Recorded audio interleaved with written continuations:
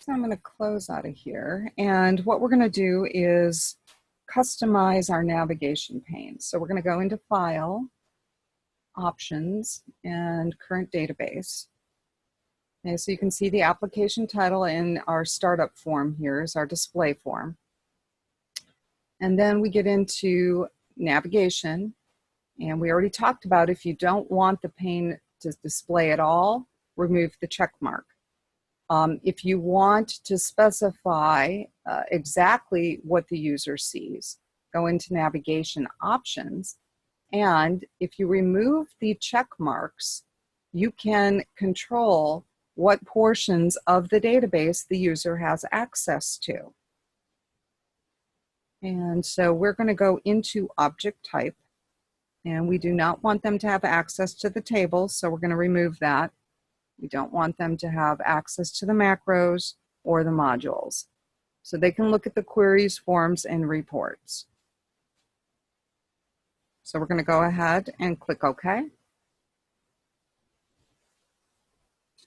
And now you can see that they no longer have access to the things that we've removed the check marks for. And we're going to click OK again.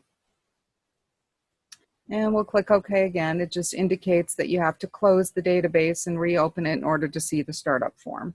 Basically what it's telling us.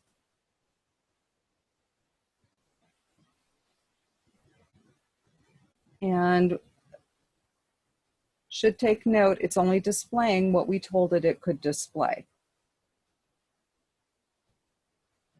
And so now they want us to go back in. And they want us to completely hide the navigation pane. And typically, if you have a startup form with controls that are allowing people to see different forms, reports, queries, you don't display the navigation pane. So we are going to hide the navigation pane so it does not display at all. And then we're going to click OK. And we're going to click OK again. And so what we're going to do is close this. And then we're going to reopen it. And now there is no navigation pane. So this particular user would only be able to see 2 forms, 2 reports, and then there's the command that would allow them to exit.